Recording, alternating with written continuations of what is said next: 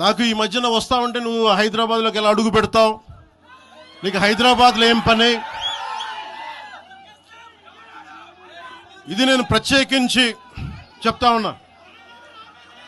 మీరెవరైనా నన్ను బెదిరించే వాళ్ళు మీ అయ్యే జాగీరా తెలంగాణ?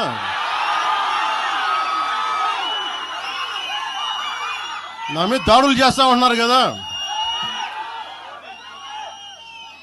నాకు తెలంగాణలో బెదిరింపుల కంటే కూడా ఆంధ్రాలో బెదిరింపులు ఎక్కువ. నాకు తెలంగాణలో ఇంకా రానివ్వు అంటారు నన్ను, ఆంధ్రాలో అయితే తల తీసేయనంటారు కోనసీమలో కొంతమంది.